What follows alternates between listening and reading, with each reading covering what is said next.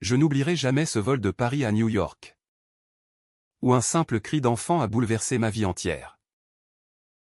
Si quelqu'un parvient à calmer mon fils, je lui offre 50 000 $ sur le champ, a déclaré Marceau d'une voix épuisée. Son regard de milliardaire trahissant une vulnérabilité que je n'aurais jamais imaginée. Et moi? Adrien. Stewart Gay habitué aux turbulences du ciel et du cœur.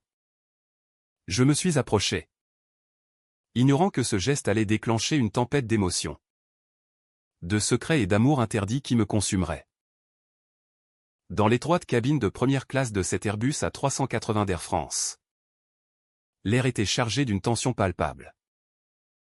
Marceau Lefebvre, le célèbre PDG de la multinationale pharmaceutique qui portait son nom, tenait son bébé hurlant contre lui, ses mains tremblantes trahissant son désespoir. J'avais lu des articles sur lui dans Le Monde, un homme d'affaires impitoyable, divorcé récemment, et maintenant père célibataire d'un petit garçon de 6 mois nommé Louis. Mais là, devant moi, il n'était plus ce titan des affaires, il était juste un père épuisé, les yeux rougis par le manque de sommeil. Pourquoi ai-je intervenu? Peut-être parce que, en tant que steward, j'avais l'habitude de gérer les crises en altitude. Ou peut-être parce que, au fond de moi, ce cri d'enfant résonnait avec mes propres blessures enfouies. J'ai grandi à Lyon, dans une famille conservatrice où mon orientation sexuelle était un secret honteux. À 28 ans, j'avais appris à naviguer dans un monde qui tolère les gays tant qu'ils restent discrets. Mais ce jour-là, quelque chose m'a poussé vers l'avant. Permettez-moi d'essayer. Monsieur, ai-je dit d'une voix calme, en m'approchant avec un sourire professionnel. Marceau m'a regardé, ses yeux bleus perçants scrutant mon uniforme impeccablement repassé. Il a hésité, puis m'a tendu l'enfant comme si c'était une bombe à retardement. Louis hurlait, ses petits poings serrés, son visage rouge de colère. Je l'ai pris doucement, le berçant contre mon épaule, murmurant des mots doux en français, des berceuses que ma grand-mère me chantait autrefois. À ma grande surprise, les pleurs se sont atténués. Louis a reniflé, puis s'est blotti contre moi, ses doigts minuscules agrippant ma cravate. Un silence béni s'est installé dans la cabine. Les autres passagers, qui avaient grogné de frustration, ont applaudi discrètement. Marceau, stupéfait, a sorti son chéquier sans un mot et a griffonné le montant promis. 50 000 $.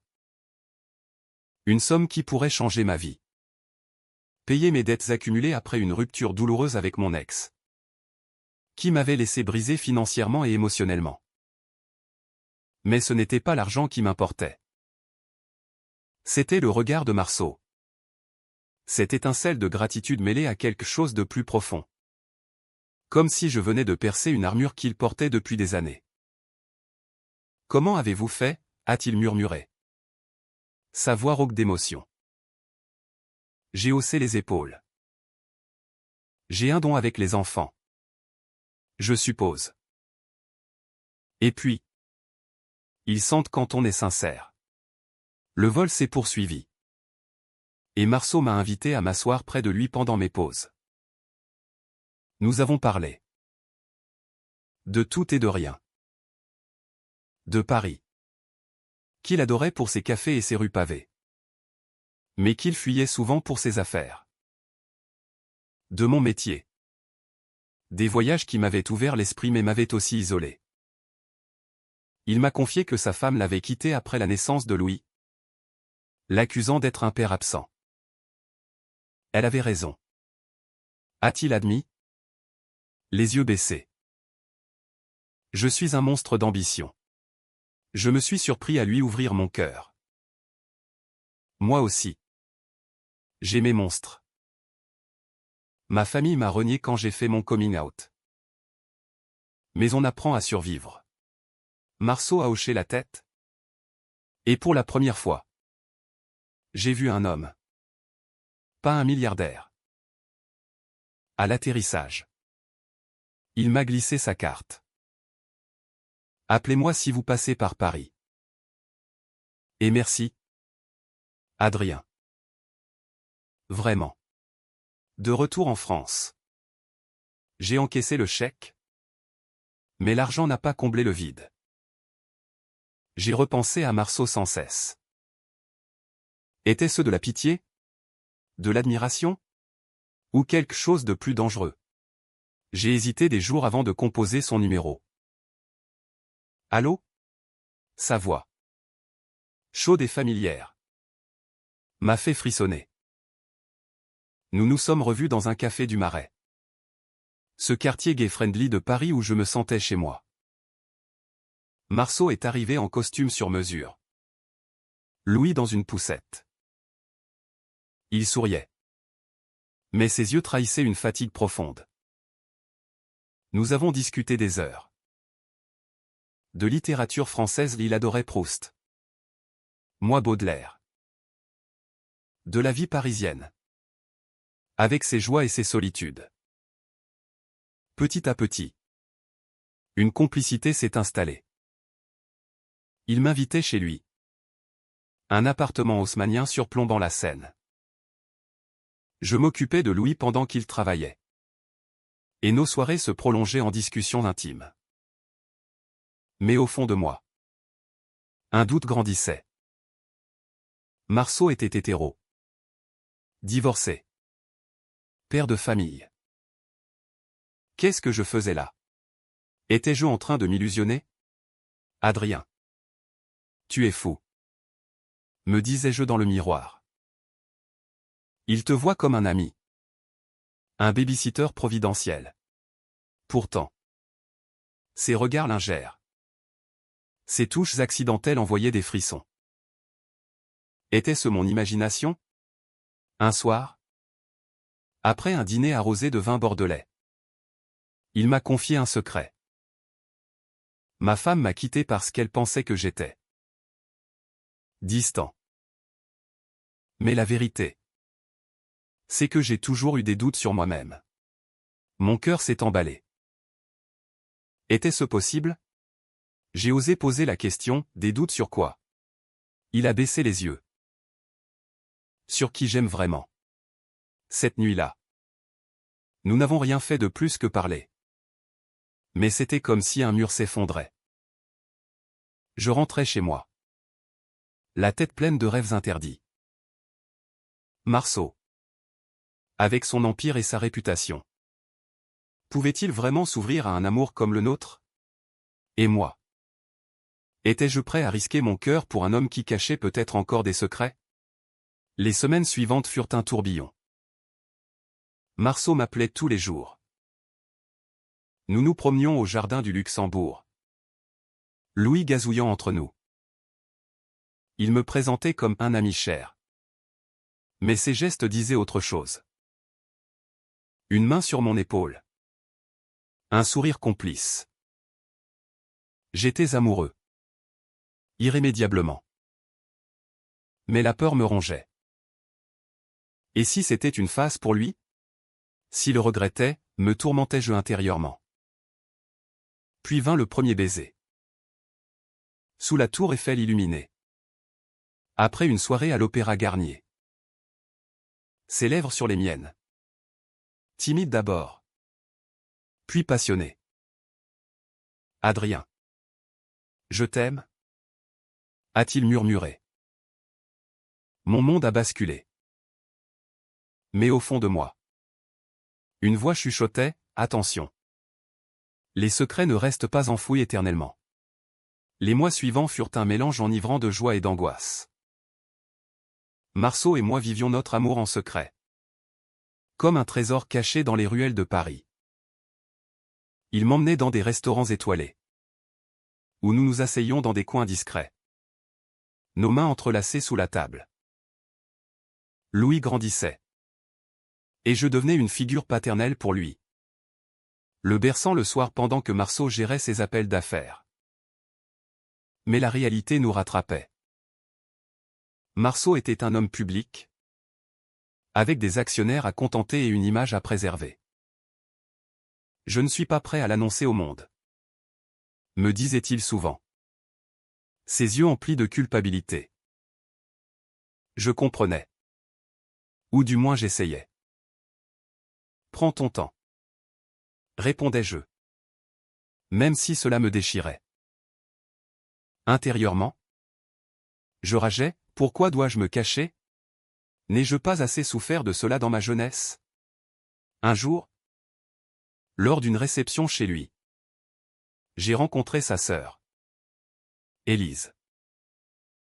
Une femme élégante, aux cheveux blonds impeccables, qui m'a scruté avec suspicion. Vous êtes l'ami qui a calmé Louis sur l'avion? Charmant. Son ton était poli, mais ses yeux froids. Plus tard, Marceau m'a avoué qu'elle gérait une partie de l'entreprise et qu'elle était conservatrice. Elle ne comprendrait pas, a-t-il soupiré. La jalousie s'insinuait en moi. Marceau recevait des appels de son ex-femme, Claire, pour des questions sur Louis. C'est juste pour l'enfant, me rassurait-il. Mais un soir, je l'ai surpris au téléphone, riant avec elle. Mon cœur s'est serré. Est-ce qu'il regrette son ancienne vie, me demandai-je. Allongé seul dans mon lit. Je commençais à douter de tout. Puis vint la première dispute. J'avais vu une photo de Marceau dans Paris Match, au bras d'une femme lors d'un gala. C'est pour les apparences, s'est-il défendu. Et moi? Je suis quoi? Une apparence aussi, ai-je crié. Les larmes aux yeux. Il m'a pris dans ses bras. Non. Tu es tout pour moi. Nous nous sommes réconciliés. Mais la fissure était là. Un secret plus sombre émergea. Marceau m'avoua que Louis n'était pas biologiquement le sien. Claire a eu une aventure. Mais je l'ai élevé comme mon fils. J'étais choqué. Pourquoi ne pas l'avoir dit plus tôt? Il baissa la tête. J'avais peur que tu me voies comme un faible. Cela m'a touché. Mais aussi inquiété. Combien d'autres secrets caches-tu?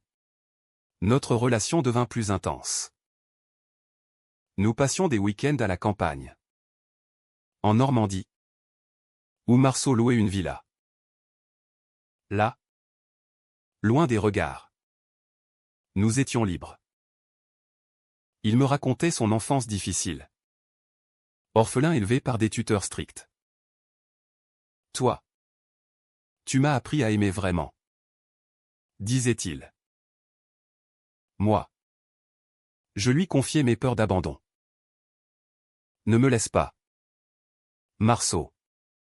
Mais la tempête approchait. Élise découvrit des messages sur son téléphone. Elle l'affronta, un steward? Un homme? Tu vas ruiner notre famille. Marceau me le raconta. Pâle comme un linge. Je lui ai dit que c'était une erreur. Ces mots me transpercèrent. Une erreur? C'est comme ça que tu vois notre amour, hurlai-je. Il s'excusa, jurant que c'était pour la protéger. Mais le doute s'installa. Je commençais à me replier sur moi-même. Peut-être que je mérite mieux, pensais-je. Puis, un appel anonyme, Marceau vous trompe avec son ex. Mon monde s'effondra. Était-ce vrai? Je l'affrontai. C'est faux. C'est Élise qui intrigue pour me séparer de toi, cria-t-il. La confiance était brisée. Je partis, le cœur en miettes. À l'aéroport. Prêt à prendre un vol pour oublier. Je reçus un message de Claire, rencontrons-nous. Il y a des choses que vous devez savoir. Intrigué et furieux. J'acceptais. Dans un café près de la gare Saint-Lazare. Elle me révéla tout. Marceau m'a quitté parce qu'il se sentait attiré par les hommes. Mais il a peur du scandale. Et Élise le manipule pour l'héritage. Choqué. Je rentrai chez Marceau. Pourquoi ne m'as-tu rien dit? Il pleura. J'avais honte. Nous nous embrassâmes. Mais la plaie était ouverte. Je t'aime. Mais je ne sais plus si je peux te faire confiance. Avouai-je. Les jours suivants furent un calvaire. Marceau luttait contre ses démons. Moi contre les miens. Élise multipliait les pressions. Menaçant de révéler tout aux médias. Pense à Louis. Disait-elle. Marceau était déchiré. Je ne veux pas le perdre. Mais je ne veux pas te perdre non plus. Un soir, il prit une décision. Je vais annoncer notre relation. Mon cœur bondit. Mais avant qu'il ne le fasse, un scandale éclata. Un tabloïd publia des photos de nous. Volées par Élise. Le PDG gay, un amour secret, titrait-on. Marceau fut assailli de questions. Son entreprise chuta en bourse. Furieux. Il confronta sa sœur. Tu m'as trahi. Elle ricana. Pour ton bien. Cette vie n'est pas pour toi. Je me sentis coupable. C'est ma faute? Pensai-je. Marceau me rassura, non. C'est la leur. Je t'aime plus que tout. Mais le mal était fait. Les actionnaires exigeaient sa démission. Marceau. Brisé. Me dit, peut-être qu'on devrait arrêter. Ces mots me dévastèrent. Après tout ça, criai-je. Il pleura. Pour Louis. Pour toi. Je partis, errant dans les rues de Paris sous la pluie. Pourquoi l'amour doit-il être si douloureux, me lamentais-je intérieurement. Mais au fond, je savais que ce n'était pas fini. Marceau m'appela, reviens. Je me bats pour nous. La révélation publique changea tout. Marceau, au lieu de se cacher, organisa une conférence de presse. Devant les caméras de France Télévisions. Il déclara, oui. Je suis gay. Et j'aime Adrien plus que tout. Les flashs crépitaient. Et moi. Dans la coulisse. Je tremblais d'émotion. Il l'a fait? Pensais-je. Les larmes aux yeux. Mais les retombées furent violentes. Des lettres de haine affluaient. Des actionnaires conservateurs se retiraient. Élise. Furieuse. Intentait un procès pour l'héritage familial. Tu as détruit notre nom, hurlait-elle au téléphone. Marceau tenait bon. Mais je voyais la fatigue le ronger. Est-ce que ça en vaut la peine, me demandait-il parfois. Tard le soir. Pour moi. Oui. Notre amour. Maintenant exposé. Gagnait en profondeur. Nous vivions ensemble dans son appartement. Élevant Louis comme une famille. Les promenades au bois de Boulogne. Les dîners avec des amis tolérants. Mais intérieurement, je luttais contre la peur. Et si la société nous brisait? Un jour, Claire réapparut. Je veux la garde de Louis. Marceau blêmit. Pourquoi maintenant? Elle avoua, Élise m'a payé pour te déstabiliser. La trahison était double. Marceau. Effondré. Murmura, ma propre sœur. Je le serrai dans mes bras. On affrontera ça ensemble. Le procès fut un cauchemar. À la cour de Paris. Les avocats disséquaient notre vie. Monsieur Lefebvre est-il apte à élever un enfant dans un foyer homosexuel? Interrogeait l'avocat d'Élise. Marceau répondait avec dignité, l'amour n'a pas de genre. Moi. Témoin. Je parlais de notre quotidien. De l'affection pour Louis. Mais les doutes m'assaillaient, suis-je assez fort pour ça?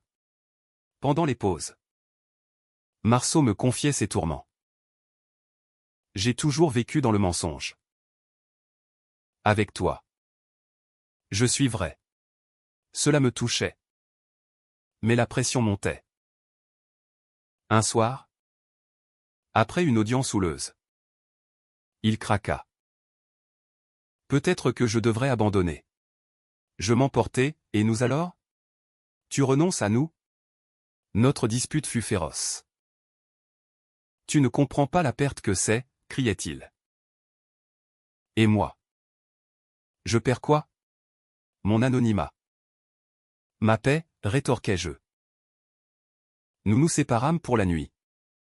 Moi dormant sur le canapé. Au matin. Il s'excusa. Pardonne-moi. Tu es ma force. Mais un twist inattendu survint.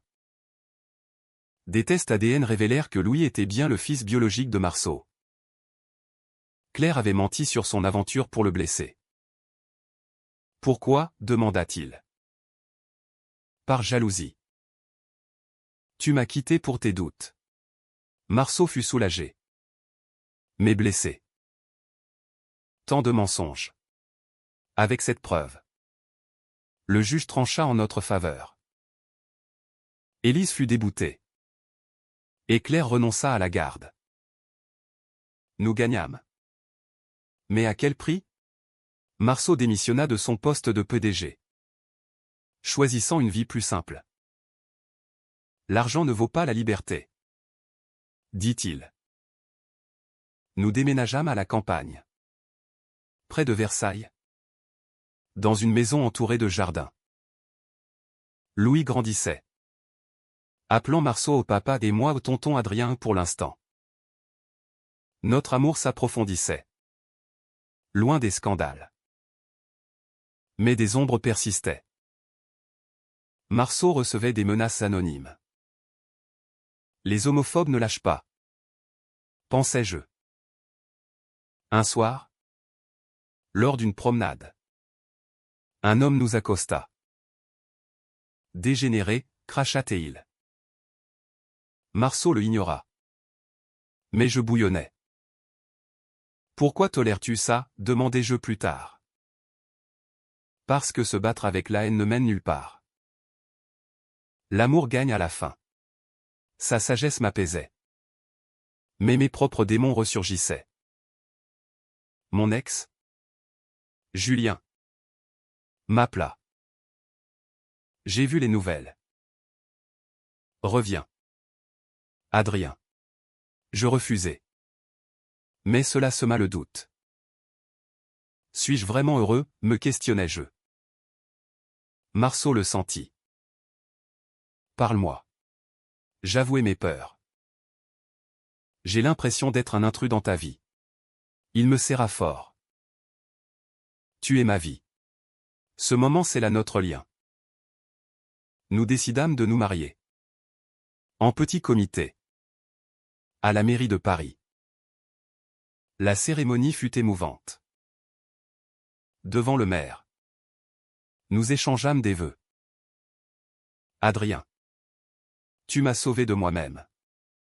Dit Marceau. Et toi? Tu m'as donné une famille. Répondis-je. Louis. Dans les bras d'une amie. Babillait joyeusement. Mais le destin frappa. Élise. Rancunière. Révéla un dernier secret, Marceau avait un frère caché. Gay lui aussi. Qui s'était suicidé adolescent à cause de la famille. C'est pour ça que j'avais peur. Avoua Marceau en larmes. Je ne voulais pas revivre ça. Cette révélation me brisa. Pourquoi ne pas me l'avoir dit? Il sanglota, j'avais honte d'avoir fui. Je le consolai. Mais intérieurement, je rageais contre cette famille toxique. L'amour triomphe. Mais à quel coût? Nous surmontâmes cela. Plus unis. Marceau fonda une association pour les droits LGBT. Canalisant sa fortune pour aider les autres. Moi. Je quittai Air France pour m'engager à ses côtés. Notre vie devint un témoignage de résilience. Pourtant. Un soir, Marceau me confia, si je pouvais recommencer. Je t'aurais choisi plus tôt. Je souris. Mais on est là maintenant. Notre baiser sous les étoiles fut un serment silencieux. Les années passèrent. Et notre amour s'enracina comme les vignes de Bordeaux. Louis grandissait. Un enfant joyeux. Inconscient des tempêtes passées. À 5 ans. Il nous appelait mes deux papas. Et cela nous comblait. Nous vivions entre Paris et la campagne. Équilibrant militantisme et intimité. Mais les vieux fantômes revenaient. Élise. Après des années de silence. Contacta Marceau. Je regrette. Pardonne-moi. Il hésita. Elle est famille. Dit-il. Je m'inquiétais, et si elle intrigue encore? Intérieurement, je luttais contre la paranoïa. Laisse le passé derrière. Me convainquais-je. Ils se rencontrèrent. Élise. Vieillit. Pleura. J'avais peur pour l'héritage. Mais j'ai perdu plus. Marceau pardonna. Mais posa des limites. Adrien est ma priorité. Cela me toucha, renforçant ma confiance. Pourtant, une nouvelle épreuve surgit. Louis tomba malade. Une infection rare. À l'hôpital Necker. Nous veillâmes des nuits entières. Marceau. Effondré. Murmurait, si je le perds. Je le soutenais, il s'en sortira. Mes propres peurs m'assaillaient, et si c'était un châtiment pour notre amour? Louis guérit. Mais cela nous changea. Marceau devint plus protecteur. Moi plus introspectif. La vie est fragile. Pensais-je. Nous voyageâmes en famille. Visitant la Provence. Respirant l'air lavande. Là. Marceau me demanda, épouse-moi à nouveau. Pour renouveler nos vœux. Sous un olivier centenaire. Nous le fîmes. En privé. Mais un secret refit surface. Julien. Mon ex. Publia un livre sur notre rupture. Insinuant que j'étais opportuniste avec Marceau. Les médias s'emparèrent, le steward et le milliardaire, une histoire d'argent?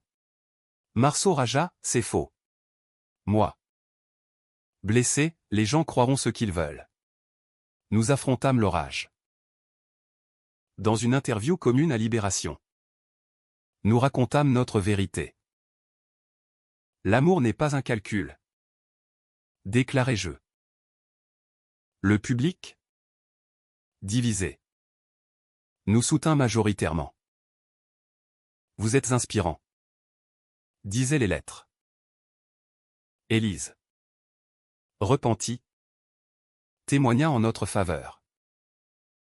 J'ai eu tort. Cela c'est là la réconciliation familiale. Louis. Adolescent maintenant. Nous défendait fièrement. Mes papas sont des héros. Pourtant. Un autre out inattendu, Marceau découvrit un cancer. À 50 ans. Il affronta la chimio. Je ne veux pas te laisser. Me dit-il. Faible. Je pleurais intérieurement, ne pars pas. Les mois furent durs. Mais notre amour nous portait. Il guérit. Et nous célébrâmes. La vie nous attestait. Mais on a gagné. Dit-il. Moi. Je réfléchissais, l'amour gai en France. C'est encore un combat. Mais il vaut la peine. Nous adoptâmes un deuxième enfant. Une petite fille nommée Sophie. Via GPA éthique. Notre famille s'agrandit. Symbole d'espoir. Marceau reprit les affaires. Mais avec un focus philanthropique. Un soir, assis sur notre balcon surplombant la Seine, il me dit « Merci d'avoir calmé Louis ce jour-là ». Je souris, c'était le destin. Notre baiser fut doux. Empli de gratitude. Mais la vie n'est pas un conte. Élise mourut subitement. Laissant un testament surprenant, elle léguait tout à Louis et Sophie. Pour réparer. Écrivait-elle. Marceau pleura. Moi aussi. Le pardon guérit. Pensais-je. Aujourd'hui. À 60 ans. Marceau est un militant reconnu. Moi. Son pilier. Nos enfants. Fiers de nous. L'amour triomphe. Mais avec des cicatrices. Environ 850 mots à temps. Je dois ajuster pour atteindre 1000. Ajoutons du détail. Pour combler. Je approfondis, pendant la maladie de Marceau. Mes nuits étaient hantées de cauchemars. Et si je le perdais, me tourmentais-je. Je lisais des poèmes de Rimbaud pour me consoler. Rappelant nos débuts. Louis, adolescent, nous aidait, montrant une maturité étonnante. Papa. Tiens bon, disait-il à Marceau. Après sa guérison. Nous voyageâmes en Italie. Renouant avec la passion. À Venise. Sous les ponts. Il me murmura, tu es mon encre. Ces moments renforcèrent notre lien. Nous rendant invincibles. Les années finales de notre histoire furent marquées par une sérénité conquise. Marceau. Retraité. Écrivait ses mémoires. Title de l'amour au-delà des apparences. Moi. Je enseignais le français à des jeunes LGBT en difficulté. Partageant notre parcours. Louis. Maintenant adulte. Nous annonça son mariage avec une femme. Je suis hétéro. Mais fier de vous, dit-il. Nous pleurâmes de joie. Sophie, artiste, peignait des portraits de nous, capturant notre essence. Mais un dernier conflit surgit. Un documentaire sur Marceau révéla des irrégularités passées dans son entreprise. Des accusations de corruption. C'est Élise qui a couvert ça. Avoua-t-il. Choqué. Je demandai, pourquoi maintenant? Il baissa la tête, j'avais peur de te perdre. La presse s'acharna. Le héros gay était un fraudeur, titrait-il. Marceau affronta, j'assume mes erreurs. Moi.